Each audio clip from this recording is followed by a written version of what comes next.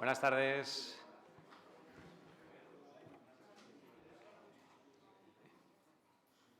Hola, buenas tardes. Un saludo a todos y a todas. Bienvenidos a este seminario. Disculpar al rector Pepe Capilla, que está de camino de Alicante, pero no ha podido llegar a tiempo para presentar a nuestro ponente y estaba yo ya preparado para esa eventualidad, porque encajaba de manera un poco justa en la agenda. Y es para mí un placer presentaros a Dirk van Damme y compartir este rato con todos vosotros y vosotras. Permitidme que me pase al inglés para la presentación, porque así va a ser la conferencia a posteriori, y después tendremos un turno de preguntas, ¿no? Durante la conferencia se incorporará el rector y luego ya tomará el testigo de incorporarse en el turno de preguntas. Ladies and gentlemen, esteemed colleagues, it is my distinct honor to introduce Dr. Dirk van Damme, a distinguished expert in higher and continuing education. Dr. van Damme's remarkable journey includes academia, policy advising, and international collaboration. He served as a professor of educational research at the universities of Ghent and Brussels, played key roles in Flemish education policy, and later joined the OECD. At the OECD, he led the Center for Educational Research and Innovation, authored the influential Education at a Glance report, and advocated evidence-based educational policies. His global impact extends to collaborations with UNESCO, international university associations, and quality assurance networks. Dr. van Damme's commitment to inclusive education led to the creation of a remedial study program in South Africa. Later, after retiring from the OECD in 2021, he founded DVD Edu Consult and joined the Center for Curricular Redesign in Boston, focusing on critical themes like 21st century skills, AI in education, and making education more relevant. What should students learn? His prolific publications have shaped discussions on higher education quality assurance. Please join me in welcoming Dr. Dirk van Damme. Thank you.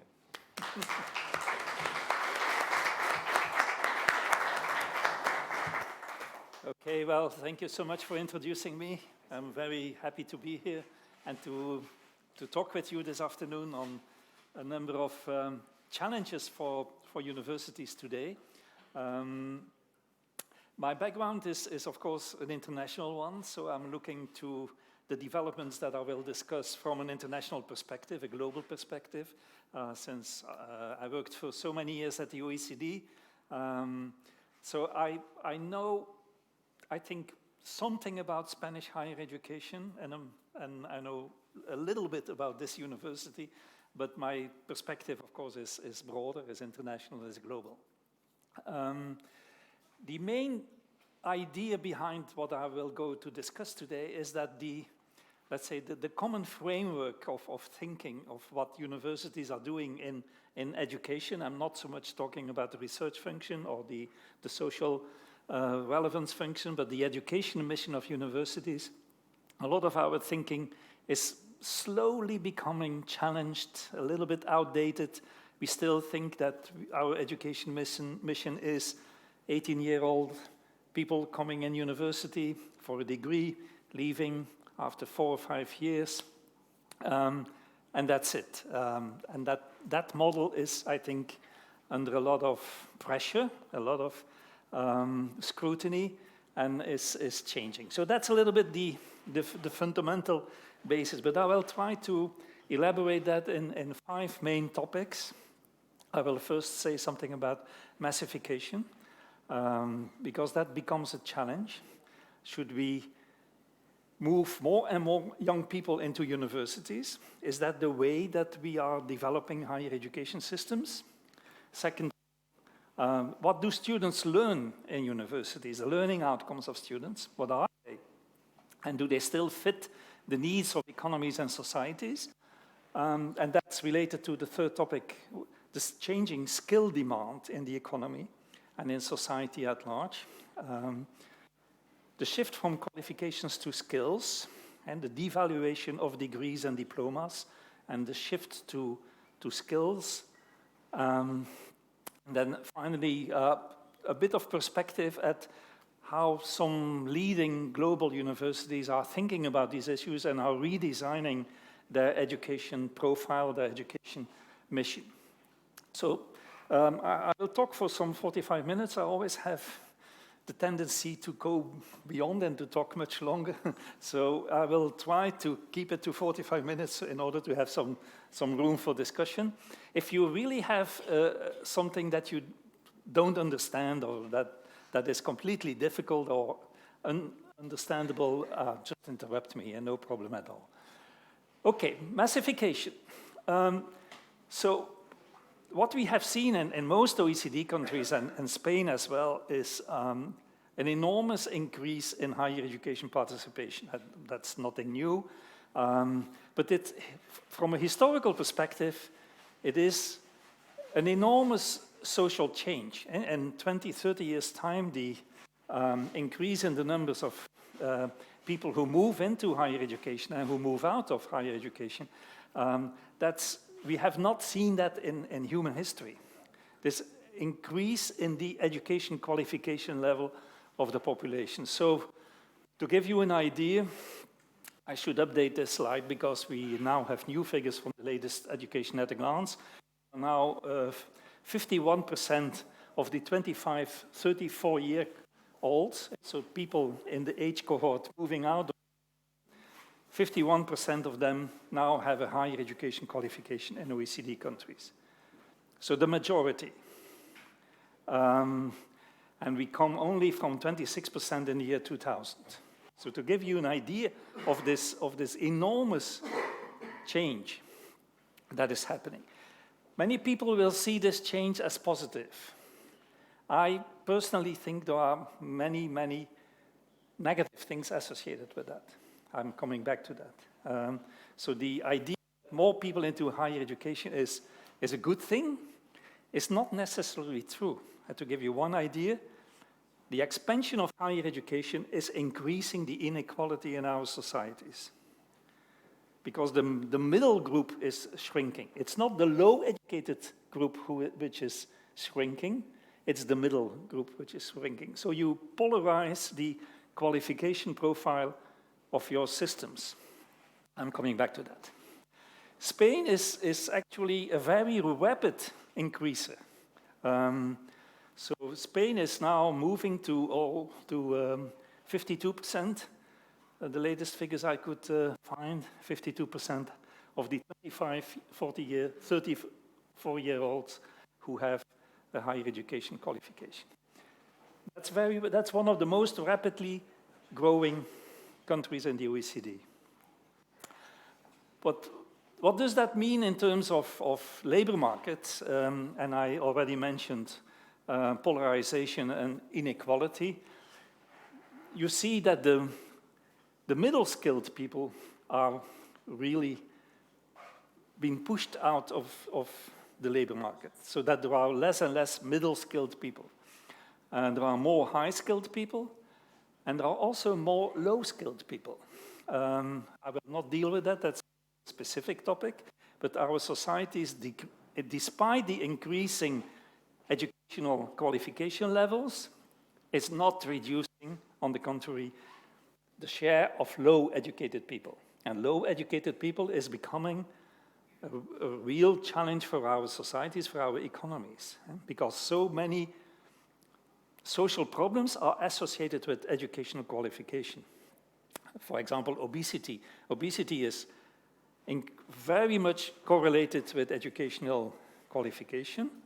And we know already that by the year 2050, we will have an enormous obesity epidemic in Europe, which is partly caused by the fact that we are still having approximately 20–25% of people who don't even have a secondary school qualification.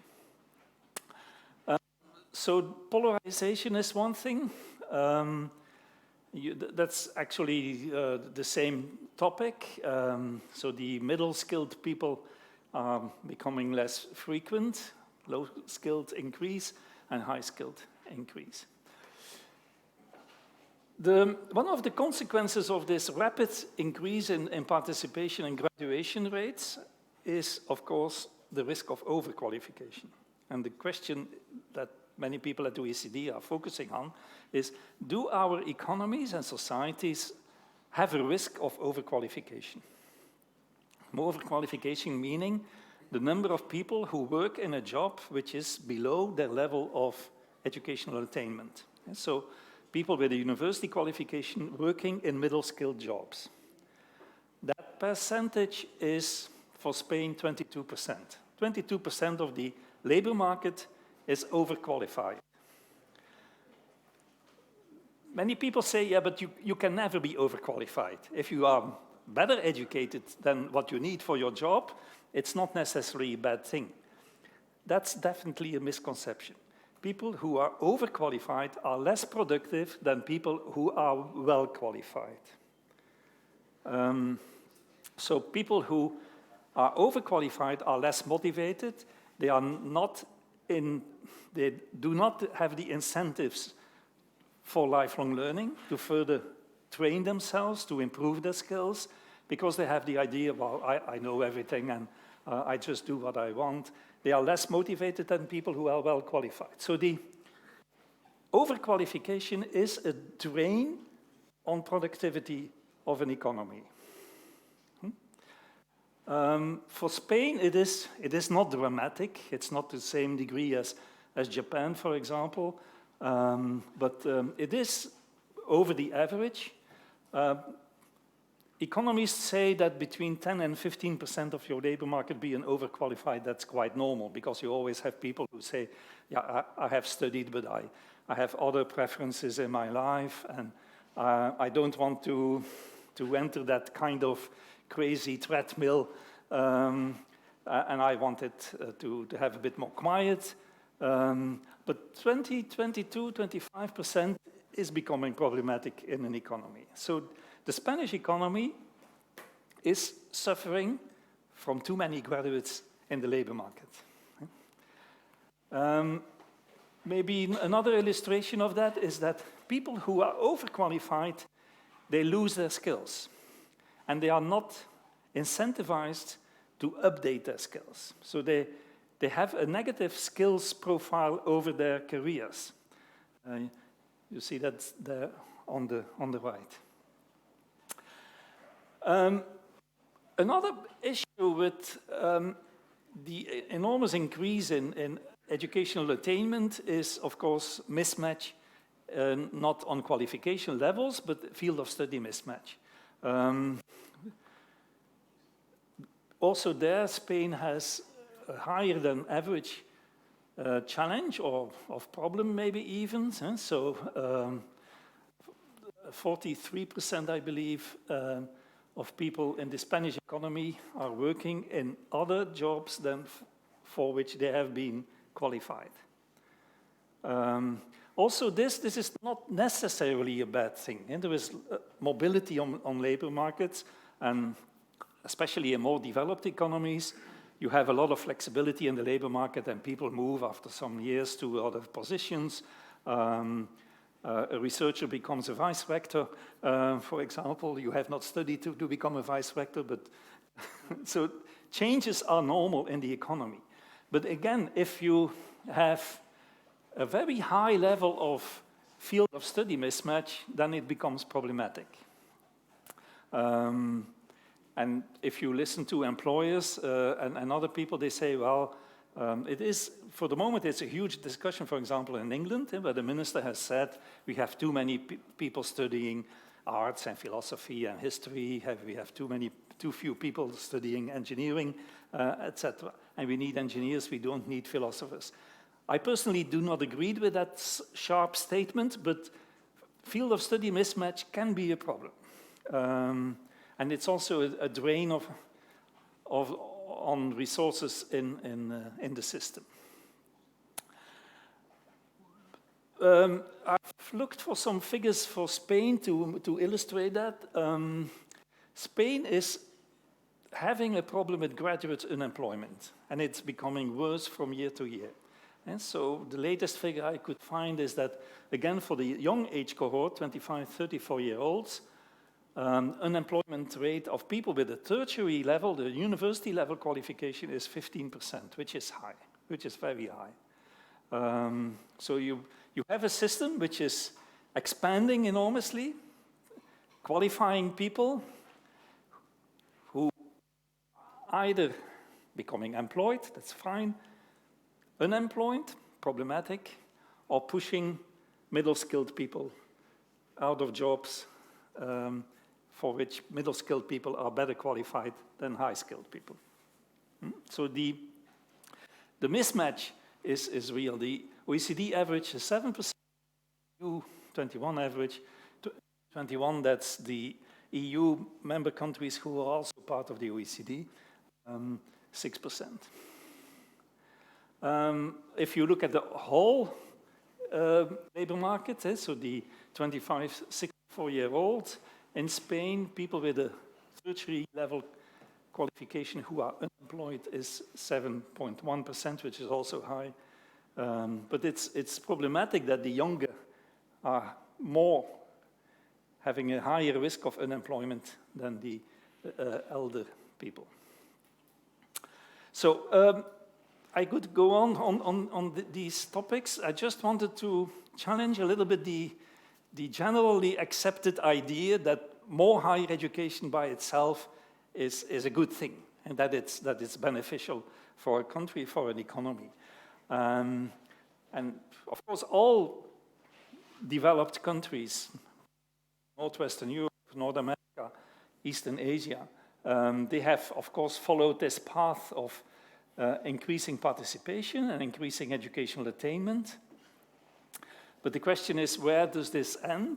Do we have a kind of optimum of the percentage of people with a higher education qualification? Is it 50%? Is it 60%? Is it 70%? This is actually increasingly debated among education ministers and at the OECD and other think tanks. Should we continue this endless massification, or is there a kind of optimum level? It becomes clear that the idea that continuous growth is going to be the future of higher education, that this is no longer generally accepted.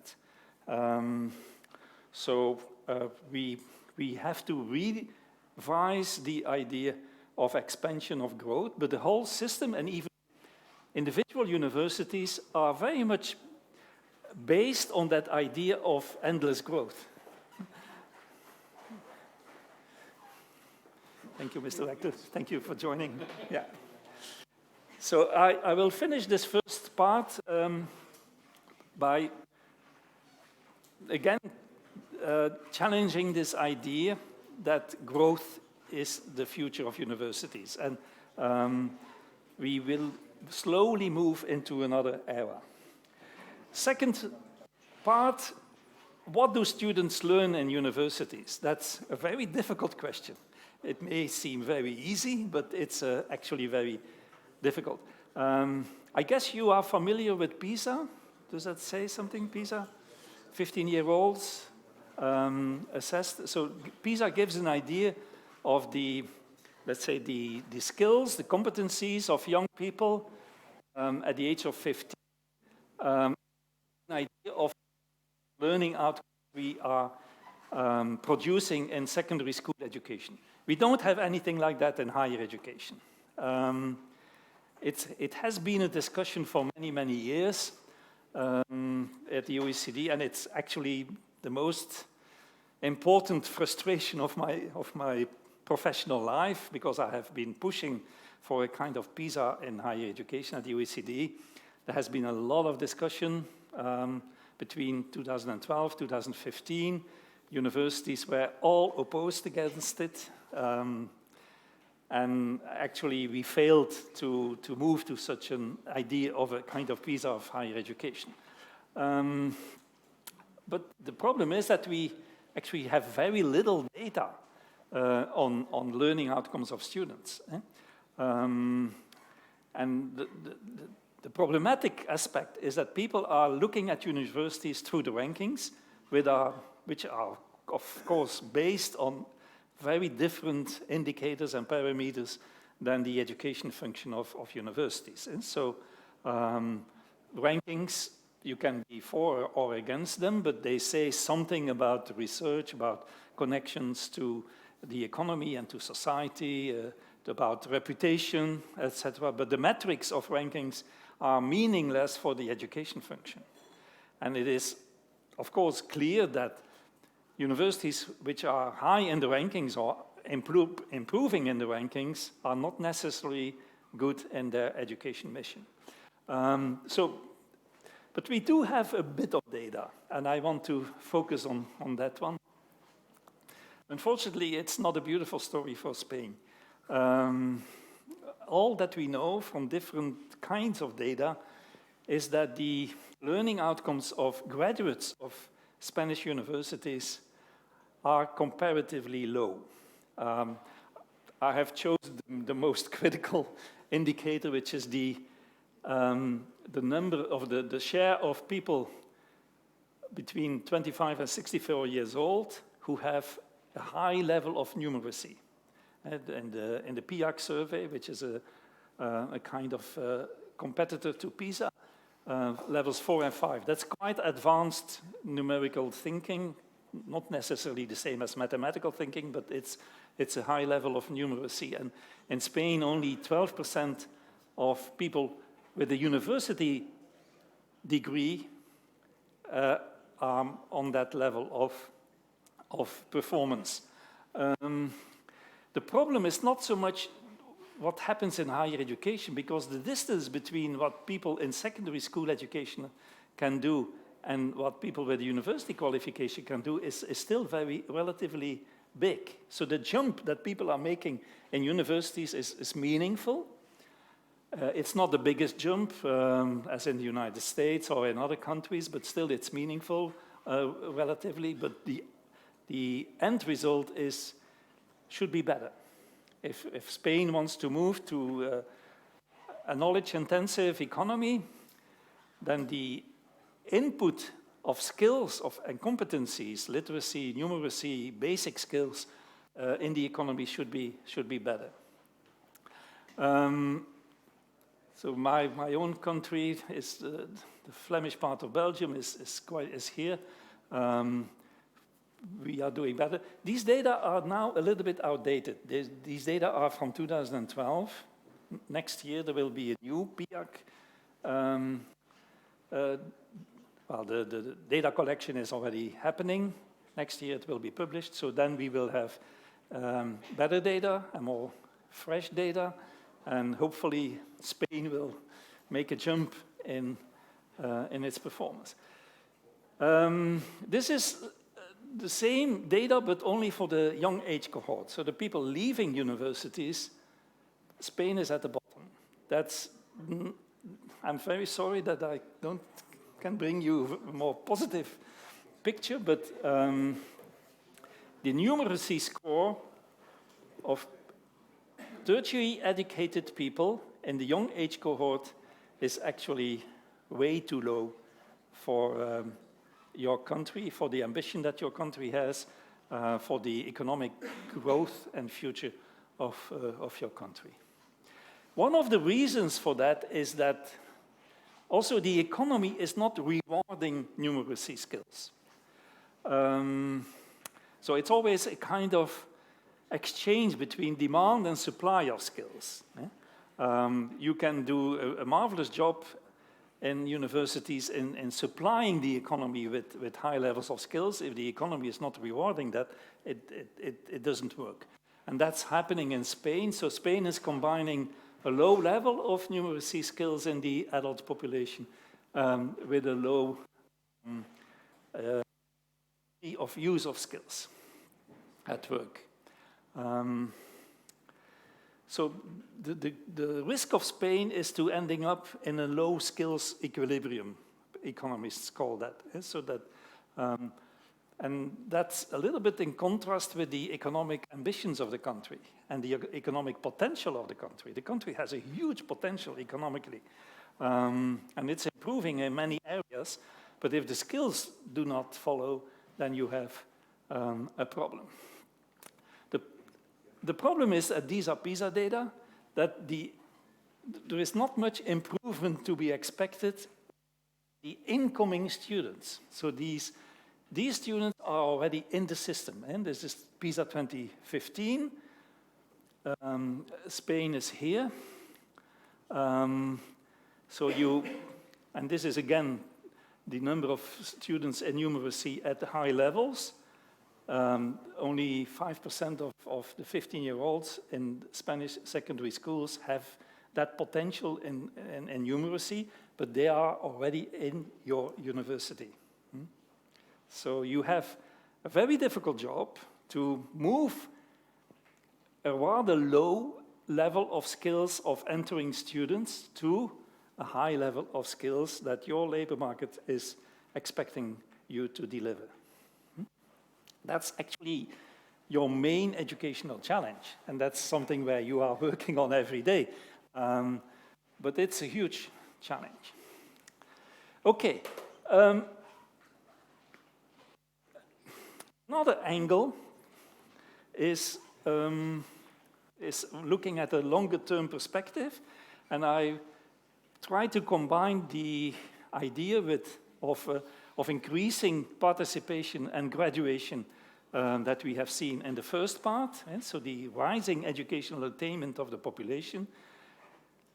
Does that equal a rising level of skills in the population? You could expect if we have seen in the year 2000, 26% of the young age cohort with a tertiary qualification, now 52 or 51, a doubling in 22 years' time. You should expect that this is increasing the skills level of the population. In the data, we see the contrary happening, which is an enigma and something that I still don't understand very well. IELTS, it's a survey of the 90s. PIAC is a survey of 2012 for Spain, and you see that actually there is very little change. Actually, more people with lower levels of skills in the years 2012 compared to the 90s. So despite the increase in educational attainment, you see a slight decrease in skills in the population.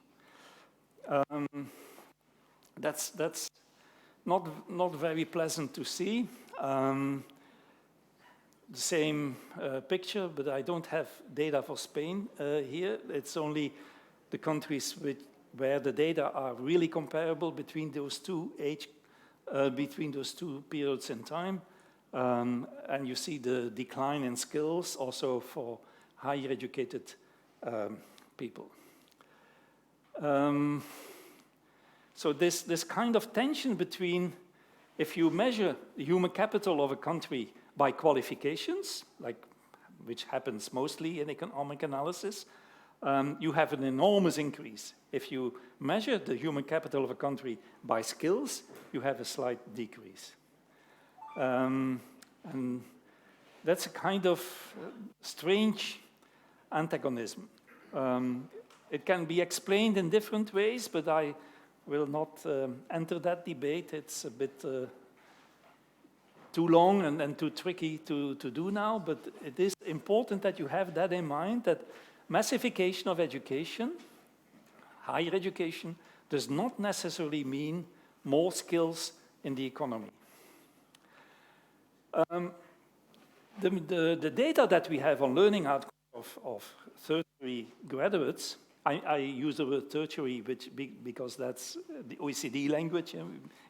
That's more or less the same as higher education and tertiary education, but it's the common language for all countries. So far I have focused on basic skills, literacy, numeracy.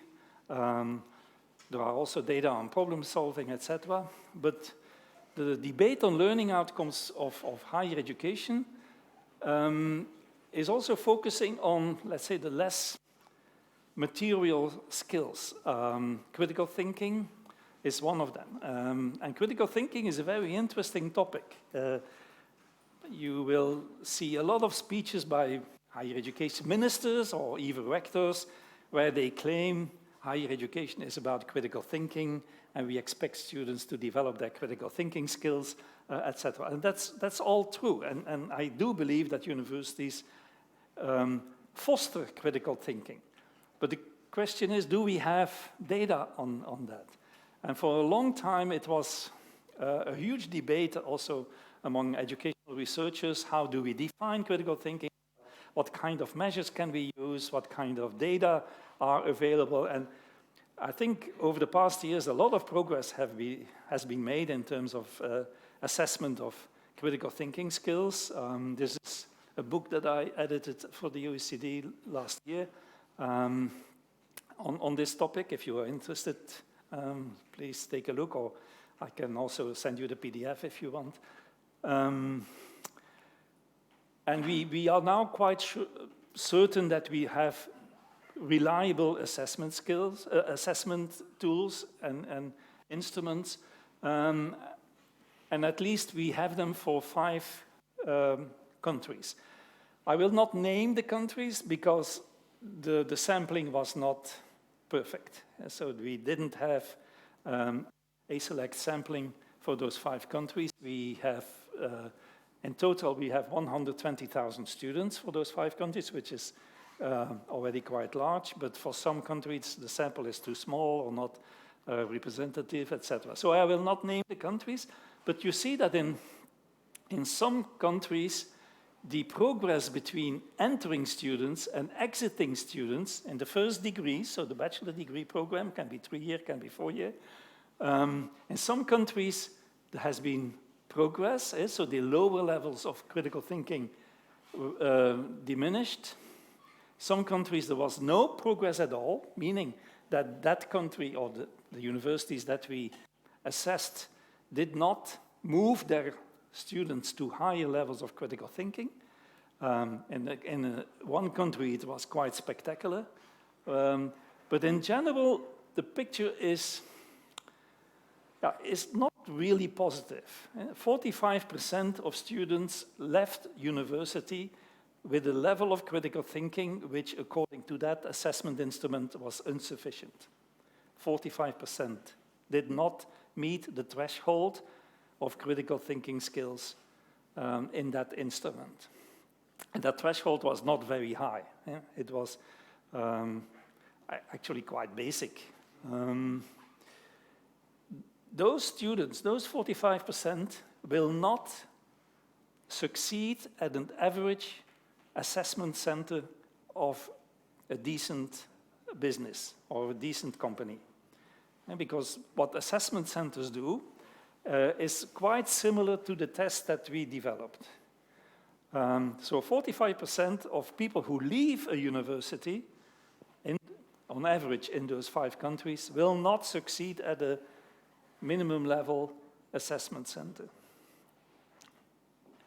And critical thinking is becoming really important. If you ask employers, business leaders, people in the economy, they say, well, but that's going to be the topic of my 4th part, we are less and less looking at really disciplinary skills. We are more and more looking at generic skills, problem solving, creativity, critical thinking. Because those are the skills that we need in my business. We expect them to have a decent level of general skills. Literacy, numeracy is not disappearing. AI is not diminishing the level of general skills that people should have on the labor market. We expect them to have a good level of disciplinary specific skills, engineering skills in your case, but on top of that, we also want them to have these, what some people call 21st century skills. That's not really a very good term, but critical thinking, creativity, innovation, etc. And that's not happening. For Finland, we have excellent data, because for Finland, we did have a national sample. All universities participated in the survey. It's a kind of mini PISA for higher education. What is interesting in Finland is that critical thinking was very much advanced at universities and not at the, let's say, the non-university sector. And you don't have that any longer in Spain, but in many countries you still have a binary system with universities and hogescholen or polytechnics or whatever. And the distance is there quite interesting. But even in Finland, which is actually generally perceived to be a reasonable, good education system, the move from entering to leaving is not quite spectacular. Another area of skills which is becoming very important is, let's say, called the social emotional skills. It is about self-regulation, it is about conscientiousness, agreeableness, openness, emotional stability. And also there we are actually at the beginning of assessment. We already know a lot about how these skills develop, but there is certainly not yet the case of a kind of PISA of social emotional learning. That's certainly too early to say. But what is interesting in the data that we have is that we don't have data for educational attainment levels, but we have age-related data, that young people make a jump in those skills in the period that they are in higher education. And that's quite understandable. Higher education transforms you as a person. You are not only becoming more clever and well-trained in your discipline, but you become another person. Why is it that higher educated people, if you control for income, for work status, family background, etc., why is it that higher educated people are more healthy than low educated people? Education is determining many outcomes, life outcomes of people. And that is because higher education is transforming you. You are learning to control yourself. You are learning to behave. So behavioral regulation is actually a very important learning outcome of higher education. Much more than... I'm not saying that it should be really a purpose of higher education, but it's a fact. And it's a very interesting fact with many consequences. So also there is a lot of interest, because employers, they do not want a person who is emotionally not stable, who is not behaving correctly, who is not respecting time, etc. So let's say the personal regulation of a person is becoming a really important thing. And employers are, I'm coming back to that, are not so much looking at your degree. The impact of degree specifications in job advertisements is rapidly declining. But in the intake and in the assessment that big companies do, they look at your personality, they look at your critical thinking, etc., etc., etc. So they see the degree as a kind of entrance requirement, but it doesn't really matter because all the rest matters much more. Okay, and that has to do with changes in the skills demand in the economy. It's not really the topic, and it would require a different speech, and the impact of digitalization and AI on skills. That's a very interesting theme, but it's the core of my talk today. But it's simply not true that digitalization is not asking for higher skills. Digitalization asks for higher levels of skills. both the cognitive skills and the other skills that are represented here in this domain. So in digital industries, the skills level expected is actually higher. This comes from a recent survey of global employers, and they were asked to list the kind of skills that they value the most when hiring new employers. And you see, I'm not going to read them. It is certainly interesting to see that they still expect you to master your own discipline. That's not disappearing. Some people say, well, it's all about 21st century skills, doesn't matter anymore what you have studied. Not true. You have to have the basis in your own discipline. But on top of that, you see that all these kind of different things. And if the labor market has more people with a higher education qualification, even if there is a shortage of people in the economy, they still have the luxury to select people. And so the risk of unemployment becomes higher if you have not the skills that are in demand. And why is that? Because the changes in the economy are enormous. It's a little bit outdated, that chart, but it's a very famous chart from two labor economists of MIT. And they have not classified jobs, which is mostly happening in that kind of research. They have looked at the tasks that people do. And you see they have distinguished 5 groups of tasks. Routine manual labor, non-routine manual, routine cognitive, non-routine analytic or non-routine and cognitive, and non-routine interpersonal. And you see the relative evolution of those 5 groups. And what is the main finding? All routine skills are pushed out of the economy. But what do we do in education? We train people for that kind of skills. We train people for cognitive tasks, routine cognitive tasks.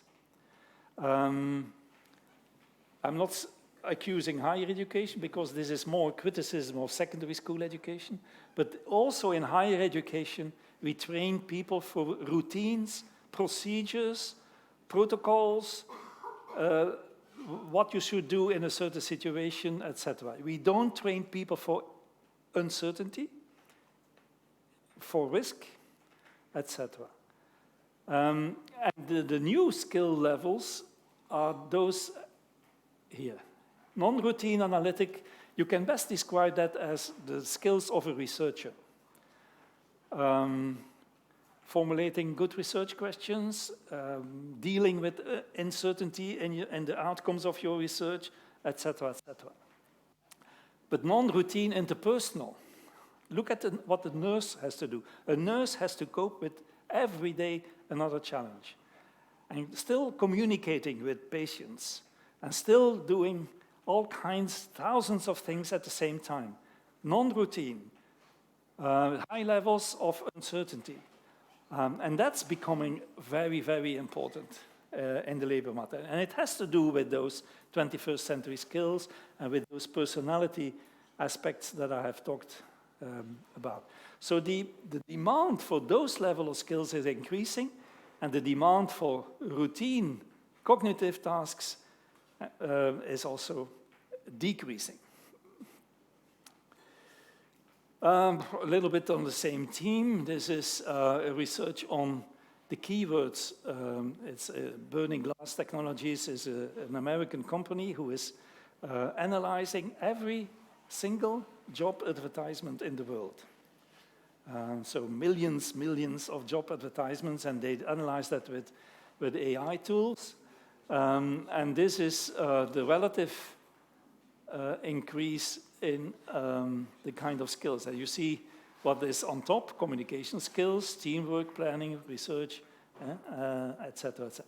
Writing is not decreasing, is not moving away. There are thousands of data all pointing in the same direction. I will not spoil it, your afternoon too much with data, but the direction I think is important to understand. Another angle to look at that is that the jobs and the tasks of people in knowledge-intensive economies is becoming less specialized. So, and that has to do with technologies, digitalization, etc. So the horizontal axis is to the right is more specialization, to the left is less specialization. And many people still think that in higher education you are trained for more specialization, that you are trained for a narrow portfolio of skills. Actually, on the labor market, the contrary is happening. Higher educated people are working less specialized than middle-schooled people.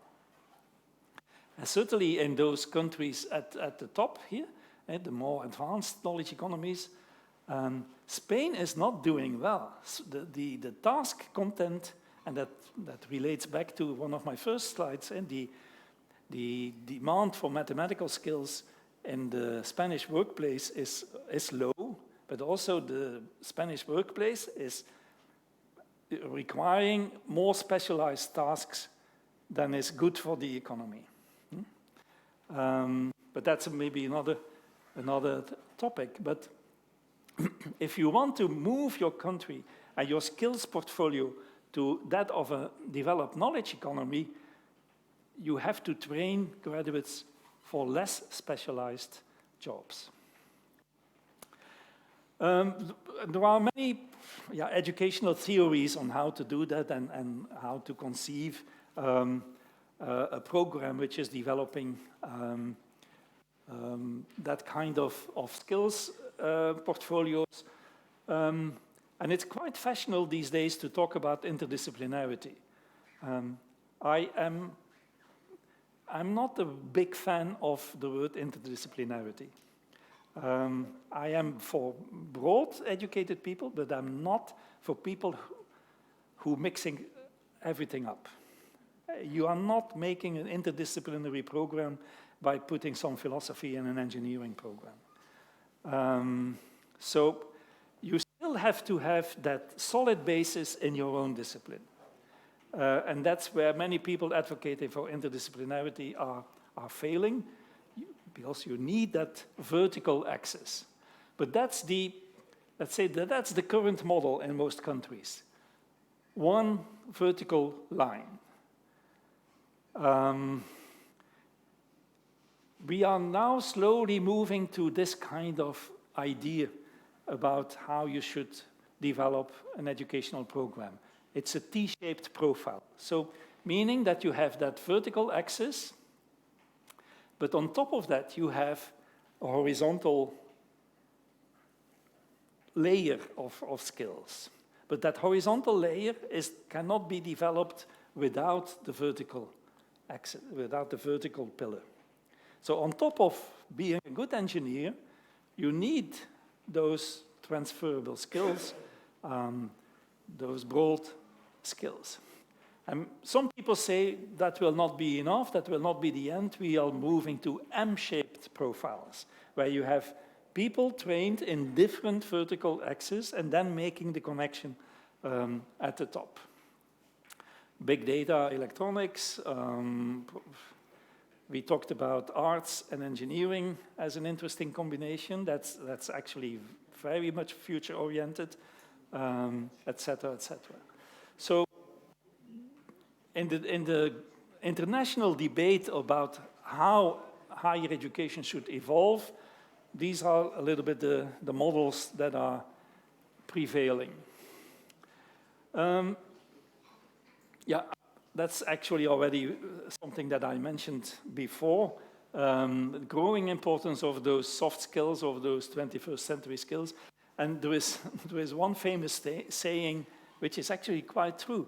You are hired for your hard skills, you are fired for your soft skills. So that people who don't have the personality skills, the creativity, critical thinking skills, they are rapidly losing their jobs, even if they have been hired with high levels of disciplinary skills. So I have already said a lot about the changing skill demand, and I'm now moving to the fourth theme, which is that the skills perspective is becoming much more important than the qualification perspective. Make sure that the relevant skills are developed and develop skill profiles that integrate depth and breadth. I think that's the main message. But moving from qualification to skills is a very important topic. If at OECD we have regular conversations with big global companies and large employers, and every time they say, we don't look anymore at the qualification that a person has. Because there are too many of them, it's not discriminating anymore between a good person and a bad person. We are doing the assessment ourselves.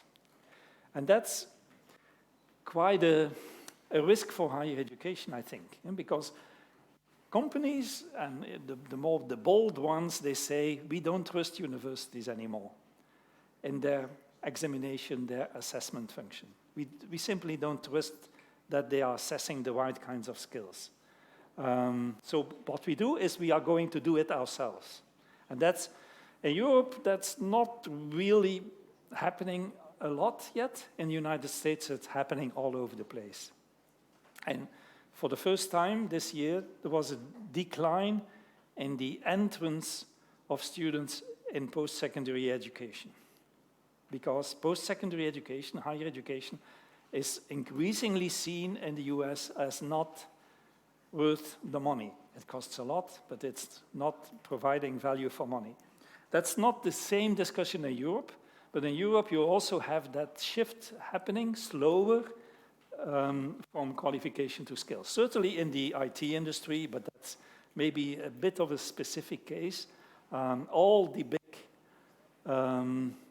IT and digital companies have abandoned looking at degrees. If you apply to Google, they will not ask you for your qualification. This is a very interesting report on this topic that was published, I think, 1 or 2 years ago, about degree inflation. So, too many people leaving higher education with not the skills that employers want means degrees become meaningless. That's a little bit the short summary of that report, and why it's not only undermining the competitiveness of the nation, but also the promise of social mobility and social progress for the American middle class. Another example from Harvard Business Review, a very critical piece on higher education, that it's doing, that it's only self-interested, that it's not looking at what it should do for the economy, etc. So this is actually a very sharp debate in many countries. The United States first, but also in the UK, Australia, and slowly coming also to Europe. What I mentioned is that companies are now looking at opportunities to do the assessment of students themselves. And so they even will say to promising students, you don't have to wait for your final examination and your qualification. Come to us, we will test you, we will actually say if you are ready for the job. So higher education is losing gradually the monopoly on examination and assessment. That monopoly was actually given to us by Napoleon. And it's actually Napoleon who introduced the idea that a degree or a diploma is something that is very important and that is valid for life, and that idea is now, which was never very strong in the Anglo-Saxon world, but is now also moving away slowly. So most countries, either they are doing the business of assessment themselves, or they are considering doing it. So a devaluation of the power of diplomas, qualifications, losing their signaling value, shifting to the workplace, etc. So that's quite an important tendency. Again, not yet very visible in Europe, also because in Europe we have approximately 1/3 of our labor market which is state-regulated. But in the private labor market, it is also becoming visible.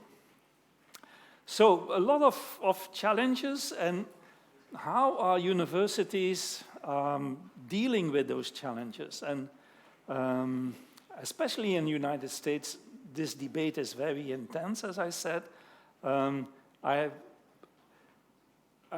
summarized here a little bit, let's say, the trends that I see from the current educational paradigm to the new educational paradigm. Of course, it's a bit simplifying, but I think it is true that we are slowly moving to a system which is less focused on massification, less focused on credentialism, credentialism meaning that the diploma is incredibly important.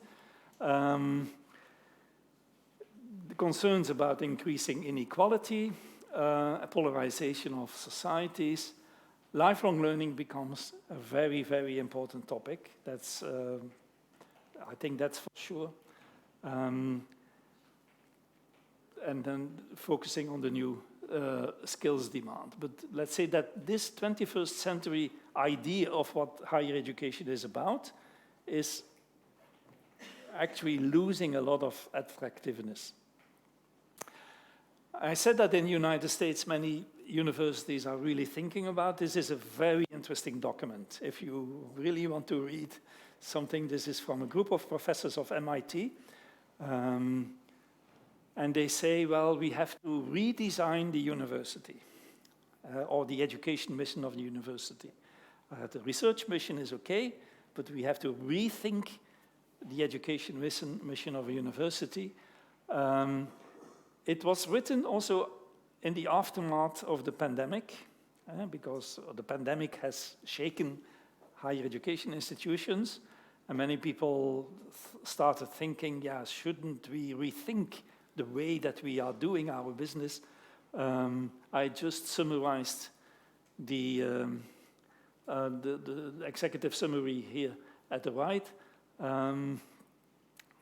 But I'm giving it to, I found it a very interesting document, but it's only an example. There are other initiatives in the same direction, and they all focus on similar themes: new skills, lifelong learning, a much more flexible model.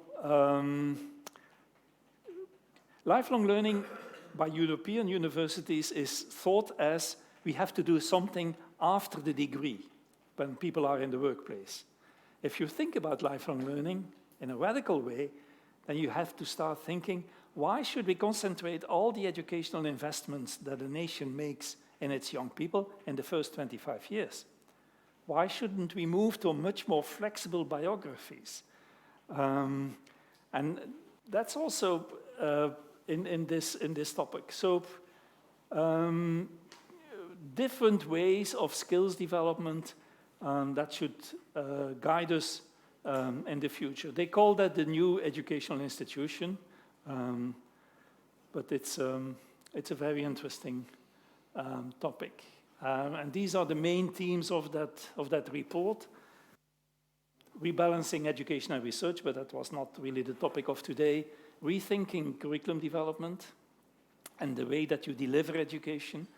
More holistic curricula.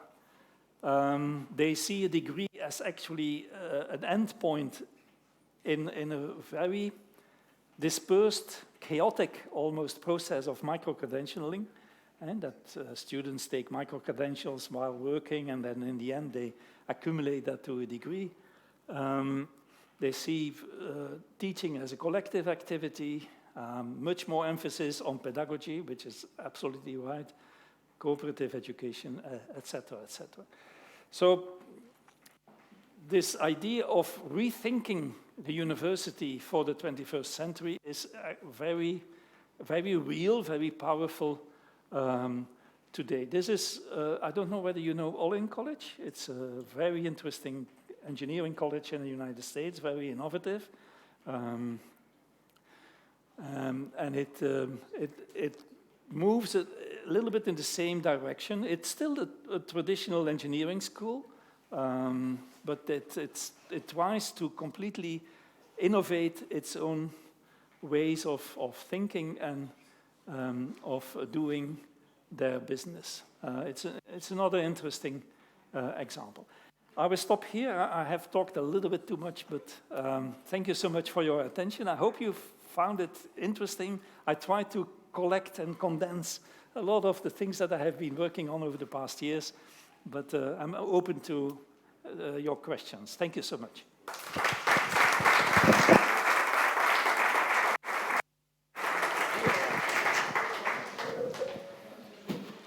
So welcome, Mr. Van Damme. Sorry for being late. I had a commitment in Alicante, so I was late here. It was not in my schedule when we planned this seminar. This is the first of a series of seminars that we have a program in order to promote, to provoke the discussion in our university about some of the changes that universities are facing in this 21st century, as our invited speaker told to us today. So thank you very much for your interesting talk. I think there were very interesting ideas. In some sense, I can say that many of those changes are going on in our university, but no with intensity I would like, you know. So I think we could start here a discussion. We can open the term for your questions. So, well, one of the vice-rectors here. So, thanks for, first of all, thanks for your talk. I had a question. I have been teaching in computer science, and I have seen many times this news about Apple and Google that they are not requiring a degree for hiring people. So in the part of programming or tech, there could be students that even when they enter into the university, they have learned quite a lot about programming. They have designed software, extremely good people who can be hired by those companies, right? And can be refined the style.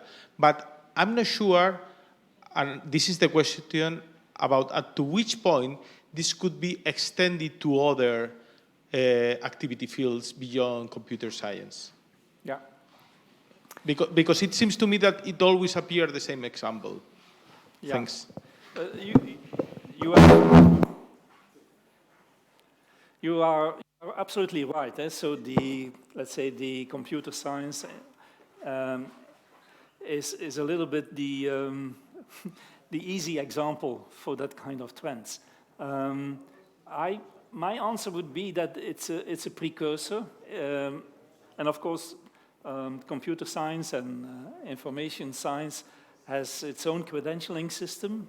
My son did not go to university, but he has the highest levels of Microsoft credentialing that you can have, and he's actually working as an engineer for a very big company, earning too much money to my taste. But I started thinking, because of the experience of my own son, whether it will be followed by other fields is very difficult to say. As I said, in Europe, we have approximately 1/3 of the labor market which is regulated, very heavily regulated, I think over-regulated. But I see similar things popping up in other fields, but not to the same extent as information or computer science. So you're right, and it remains to be seen. But in the United States, it's... It may appear in the next year. Yeah, in the United States, it's much more general, absolutely. Yeah, it's only an expectation, but I can be wrong. Okay, thank you. Okay, more questions? Where? ¿Dónde? Maribel, but I would like also to let other people from the audience talk, because probably the vice rector we have also the chance to talk, and maybe we can start with Constanza. Why not? Because I have seen her taking a lot of pictures. No? What's your reaction, something like that? Don't you have any? Yes, but you are, at least it made you think. It made you think about what she's the dean of the School of Agronomic Engineering and Rural Environment, and she has taken a lot of notes from your presentation. Yes, so you have the email from Dirk. So let's move there. Eugenio, no? Who's here? Gabriela, no? Nobody wants to talk in English? She's taking notes all the time. This is being very, very difficult. Usually the audience feels pressed when you put the microphone there. Well, I'm going to say something. For us, in the university, we are used to give a mark to students. I'm Guillermo Paris. I'm full professor and head of a research center in graphic technology. Well, we teach, all of us, we teach, and one of our tasks is to give a grade to the students. And when we have to evaluate the skills, this is like an extra work that we really can't do it well because we have 100 students in class, and really is not, at least I don't find any of professors that really spend a lot of time giving the evaluation of the skills. So in Europe, I think it's a normal, standard way to get grades in A, B, C, D, but in Spain, we never done that, and we're not used to do that. So I don't know, when you present all this data, if the case of Spain is really well represented, because I mean, maybe it's well evaluated for us, but I don't feel real sure when I put if a student has arrived to a grade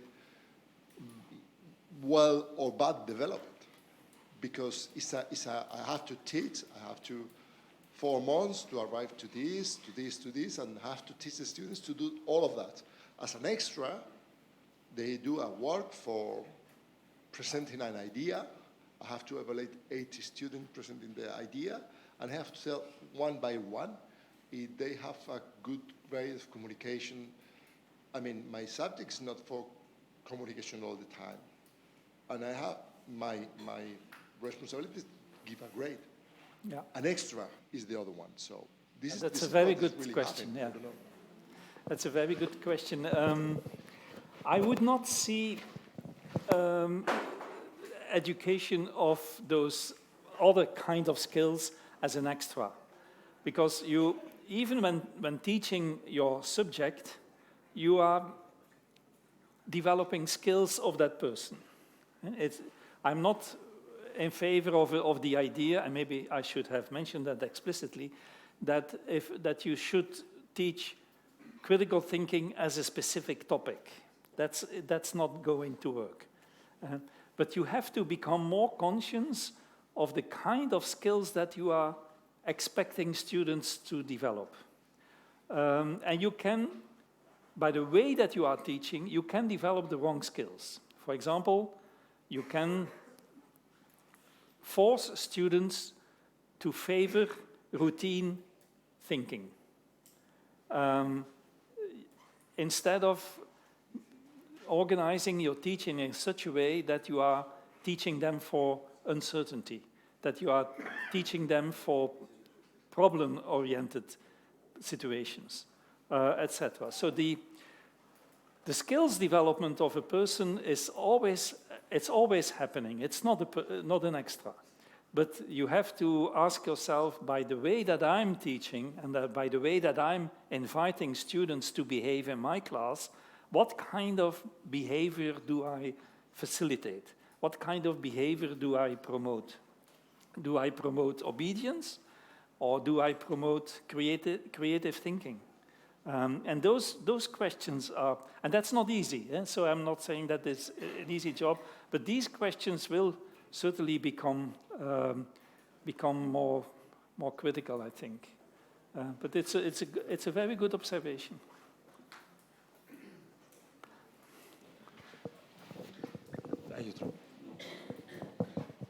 So thanks for the presentation. Well, my name is Jose Garcia. I'm Vice Rector of Planning for this in this moment. You wrote in one of the slides, I take notes, universities should abandon growth in student numbers as a measure of success. Okay, it was in the conclusion of the first list. And I do agree with you, okay? But as we are paid for students, because we are paid for the number of students. And I assume that in the rest of the world, but at least here is happening, the number of universities is still growing, not the public universities, but private universities keep on growing. And then they want to have more students because the students pay the fees for that. Which kind of success should we recommend to our government or whoever in order to, instead of getting paid by students, we get paid by another measure of success? Yeah. Yeah, the sentence that you refer to is, of course, a little bit provocative. Yeah. But I do become a bit nervous when I speak to university leaders and they say, well, we are doing very well because our student numbers have increased this year with 5 or 10%. And I'm asking myself, that can be a measure of success because you can have a bigger share because of the quality is recognized and students vote with their feet. It could mean something. But just growth of student numbers, in my view, is not really a very good indicator. So I'm not arguing in favor of more selectivity, although I see that debate is coming. In many countries, there is a debate going on, or should we become tougher on the intake of students by entrance examinations or other kinds of systems for selectivity. That is becoming a political debate, but I'm concerned that there is no real reflection among many university leaders or where should the system go? Is the end of our evolution 70, 80% higher educated people in the age cohort? Is that the idea?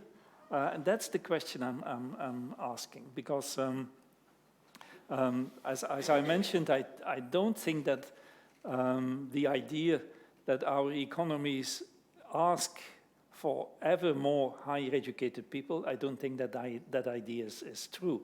It is certainly true that we need more people with innovation skills, with research skills, that is driving the frontier of our economy, and that's certainly true, but that's only true for 10, 15, 20% of our best students.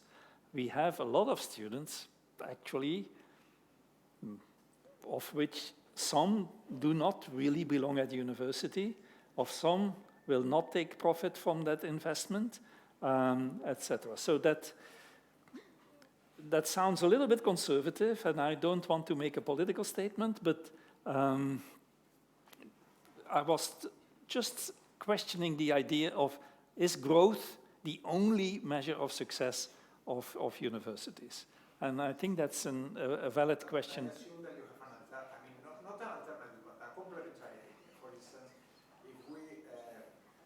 Can propose, instead of being paid by the number of students that we receive, we may be paid by the number of students that outstand on the numeracy evaluation or assessment at the end of their studies. Okay, that's complicated to be proposed. It's easy to propose. It's complicated to implement. But perhaps this is an idea that may work. Yeah, it's certainly an idea. In many countries, there is a rather fundamental debate about university funding and what are the parameters of university funding. And I told in our little conversation that we had, I'm a little bit the architect of the university funding model in my country, which was developed in 2004. And it was very much oriented towards growth. And we are now, with a small group, rethinking that model. My position will be that we should not, by all means, incentivize universities to grow. So the weight of student intake or student graduation, whether you take input or output of students is another discussion, but the weight of that indicator should diminish, in my view. And that's a discussion which is happening in many, many countries. I know the discussion in the Netherlands very well. The same discussion in Germany. It's Nordic countries, the same. The UK is a little bit different because they don't give the money directly from the government to institutions, so they subsidize student loans, and students pay the full cost of university study.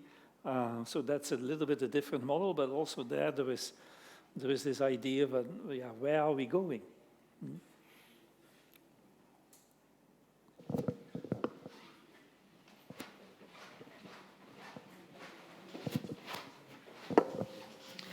Thanks, Professor Van Damme, for your speech. It was indeed really interesting. I'm the Vice Rector for Studies and Quality, so just would like to let you know, I'm really, as the Rector said, I'm really confident we are above the media in Spain regarding the data you were displaying out, but also very grateful for the academic community, and all together we really reorganize all the learning outcomes of this university, and we have 5 big dimensions, and we also have the learning outcomes embedded, within those 5 dimensions. We really try to reorganize our studies and degrees by also including besides those learning outcomes, some complementary activities as entrepreneurial activities, teamwork, but also in-company learning. And in-company, that's something where this year, for the first time, in the telecommunications master degree, it's for the first time we're really working on that. And also so many other things, also considering employers and the society needs, and so in order to redesign our degrees. But also we have some administrative and legal constraints. This is a problem, sometimes it's a problem. But I would like to open up the discussion with your permission, because there are some other aspects that are relevant for us. For example, the quality labels. We are working with ABET, we are working with the European labels, we are also working with AACBS, and the panels come and they mainly analyze the curricula. So there's like a balance that we have to do. We want to have those labels. We really want to care about the outcomes that our students are getting, but what should we do? Should the whole system change? And also another question, an open question. Do you know, or do you have any idea of what are the variables that the students and the families are considering when selecting one university or another? Because this maybe would be a direction in which we also should work. It's an open question. What about the labels, the quality labels? Yeah. What else can we do to really improve our degrees, considering the legal restrictions? And what about the decisions makers? Yeah. What are they thinking? Thank you. Thank you. Yeah, excellent question, very difficult question also. Let me answer a little bit in a personal way. So I have worked a lot in the field of quality assurance and accreditation, especially in the early days of the Bologna process. I was involved in a lot of discussions on the European level as well. And I have always been a big believer and a promoter of quality assurance and accreditation and also the quality labels, etc. I am now much more critical. I have the fear that quality assurance and accreditation, and that is the same is true for in Spain, I think, but for many others in Europe, actually a force of conservatism in European higher education, because they are imposing a model of quality which might have been valid 20, 30 years ago when indeed there was a lot of low quality provision and that had to be eliminated, and that has happened. But that same model is still dominant today. It is not challenged. There is no real new thinking about quality. And I don't know all the labels very well. I have worked with ABET in the past. I found that a quite good system, but still it is very input-oriented. It is very much dominated by a view of what is a good engineering curriculum, etc. And I hear from many universities who want to move forward and who want to become more innovative, that this kind of labeling and quality assurance and accreditation is becoming a barrier for innovation. And I don't know whether you know Warwick University in the UK, which is a very interesting, also entrepreneurial, innovative Warwick. And I had a chat with some people there not so long ago, and they were saying exactly the same thing, that they are hitting the frontier of what is possible within the dominant quality assurance regime. But that discussion is not yet really happening. So I think it should happen, but it's not yet happening. But I perfectly agree. You need those labels, because the alternative of not having those labels is not a solution. But I do think that quality assurance, which was once a very progressive force in the system, is now becoming a force of conservatism. That's my big fear. Okay, regarding all of these things of the quality levels, could we know if somebody, maybe some dean from a school, has any feedback about how the labels have impacted the students? Do you think that it has been an improvement for the education of the students or not? Like, I don't know if somebody from there that I see, Jesus, for instance, or because you have Euroinf in Informatica, Silvia. Has Euroinf impacted in a way in the students? Sorry. I don't think. I don't speak English very well, I'm sorry. But I don't think so. ¿Sí? Pues yo no creo que tengan mucho impacto en los estudiantes. Creo que no. No, porque no son conocidos. They don't know about the levels, so the students. Maybe their parents, but not the students. So I don't think he is one of the things they think about the university to come here or not. No, but it's not only the students, so it's the wider community and the environment. I don't think that you have the luxury of saying we don't want an ABET label. We have. Sure. I think it's positive for the curricula, for the students, for the studies, but no, for students, I don't think that it matters a lot.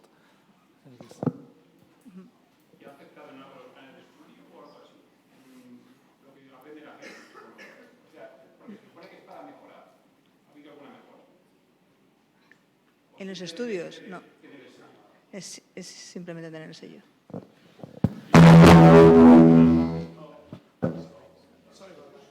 There is a thing here that makes that sound. We were talking that usually the only purpose is to have the label.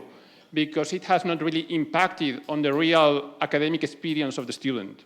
It's more or less the same, but now we have the label, so we can sell it better the degree because we have the label. That's what you said, more or less. Yeah. And I would like also to open another last thing related with doctorate studies, because I think that, I don't know, you have not mentioned anything about doctorate. No? So we have here the dean of the doctorate school, and maybe she can give us some feedback about this. Yeah, hi, thanks for the talk. Lots of interesting things. I'm originally from the United States, and I was educated there, and I have to say that I really think that the philosophy of teaching is quite different there than here, at least in my personal experience. It's more focused on learning to learn, not on learning a set of facts or procedures or things like that. And I think this prepares you in a different way for uncertainty and for creativity and things like that. So I think that's true.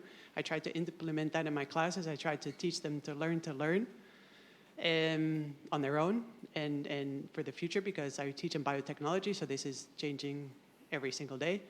And so I think that this is a big difference.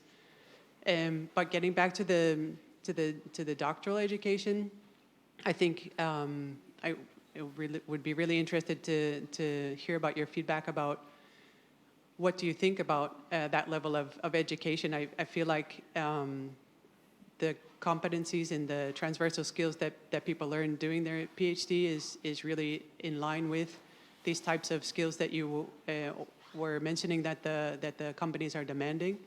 And so how do you feel that fits into the context of what you're speaking about, and how can we improve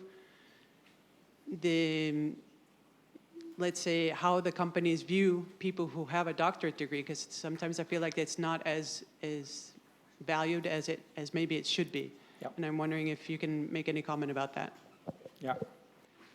Yeah, also a very good question. And it's also a topic which is, I think, highly debated in university environments across Europe. I'm very much in favor of doctoral education, especially from a skills perspective. So, as you say, it is actually training students in the right kind of skills. First of all, research skills, which are very high in demand in companies. So even if those people do not end up in research departments of enterprises, etc., even in other kind of jobs, but that you have that kind of research skills is absolutely valued by people. The problem is with doctoral education that people have too high expectations of what the qualification will mean in terms of jobs and money and et cetera, et cetera. I think the expectations are a bit inflated, maybe also by the message that universities bring, but the expectations that a doctoral education gives you much more advantages is not fulfilled. And so if you look at the earnings levels of people with a doctoral degree and people with a master's degree, it is not very different. The job security is not much higher, etc. But it brings, I think, long-term advantages in the content of your job. I think people with a doctoral education working in jobs where they can express those skills have a much higher level of job satisfaction, a higher level of added value because of the skills that they bring to those jobs. But the jobs in many companies are not organized in such a way that they bring extrinsic rewards to people with a doctoral degree. And sometimes that's frustrating for young people who expect, I now have a doctoral degree and that's not happening. And I don't think it should happen, actually. I think we should move a little bit away from that idea that the higher your qualification, your degree, your diploma, the more you have of all these advantages. No, you bring something to the job, you bring something which is fulfilling, maybe also for yourself. don't expect that it will necessarily lead to higher income. That would be my message to young people. But of course, I incentivize young people to go for a doctoral education if they have the capacity and the talent for it. Please do so. The counter-argument to what I have said by some people in universities is that you are postponing the entry in the labor market. And that's a risk. I see that. So people are expanding or extending their educational career till they are 27, 28, 30. And that's becoming quite long. So there you have the discussion about more professional doctorates or doctorates in collaboration with enterprises where you have a mixture of work placement, in company training, research, etc. That might be an interesting evolution. It's a difficult topic, absolutely. And thank you for that question, because it's a very interesting one. Dirk, I think that you have not left any skin untouched. And even that, I have here a conversation with Guillermo regarding the future of the university, that it was your opening topic, in a way. And I mean, how you measure an institution is a way of telling the institution what do you want to become or what you should become. If you measure research, you want research institutions. If you measure teaching, you want teaching institutions. So what happens now? If we measure skills, we want that we teach on skills. If we measure qualifications, are we going to be measured by qualifications? Which will be, I would say that which will be the league tables of the future? I mean, the next Shanghai ranking, what will be? No. Just to know if skill, how are used to compare universities?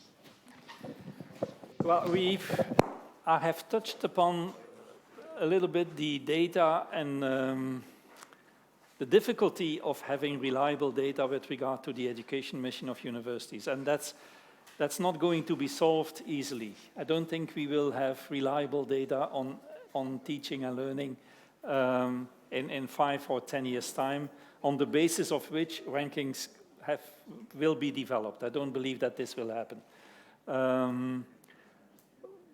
And I also don't believe that there is one good model of developing your education mission. We are seeing increasingly differentiation in the university landscape. You are seeing universities who define their education mission purely in an academic way, and I think that's valid. You have universities who move much more closer to companies, and that's, I think, a very promising direction as well. You have higher education institutions who are becoming more vocational. And I'm a strong believer in vocational higher education as well. So you will have a much broader portfolio.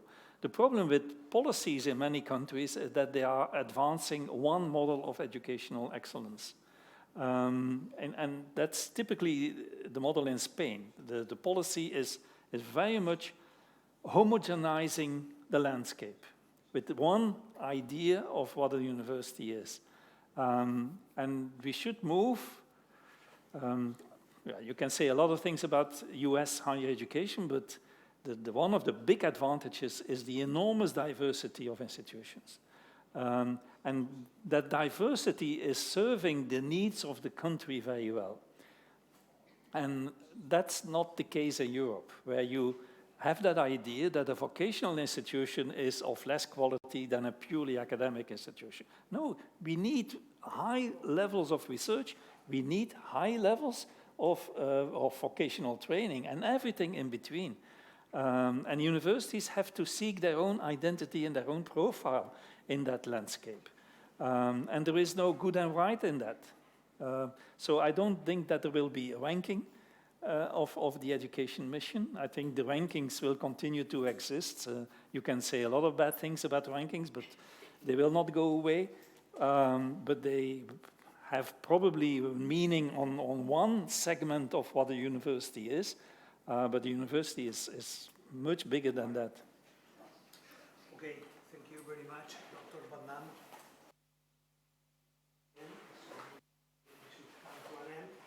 There have been very interesting topics discussed here. I would add something else, which is something that I interviewed recently in an interview of the newspapers. It's a problem that, in my opinion, we have in Spanish universities.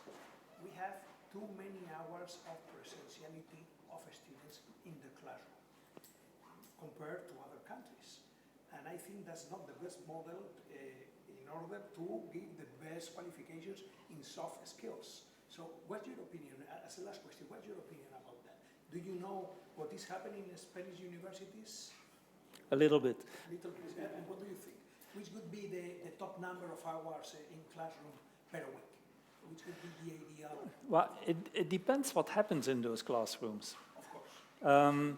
So I'm not in favor of many hours of teaching, and the idea that indeed in Spanish policy there is this idea that universities should be incentivized to work harder, meaning teach more hours.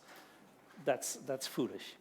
I'm a very big supporter of workplace learning, so mixtures of educational experiences that you offer to students in real life, but also in very research-intensive environments. So I think students should be confronted with the whole range of environments where they learn. And that is no argument in favor of anything goes. But you have to design every learning experience of a student in a smart way. You have to think about, what am I doing in this context? Am I teaching? Okay, fine. Am I exposing students to the workplace? And there is a lot of informal learning going on in that workplace. That's also perfect. But just the idea that quality of higher education depends on the hours of teaching, that's stupid.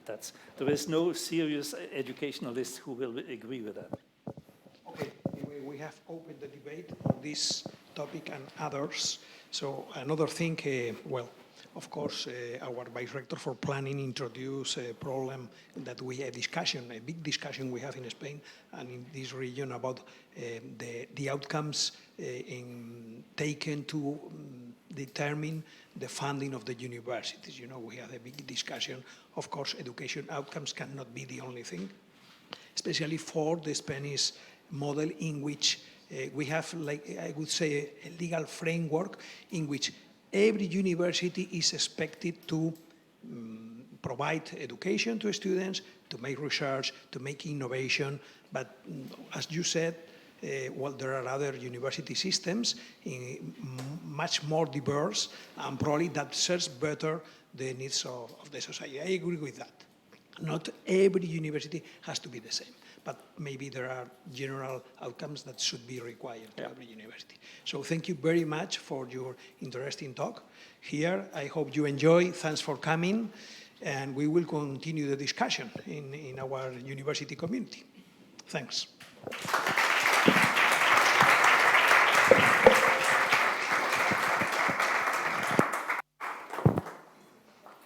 Thank you so much for the invitation. You're welcome. So now I think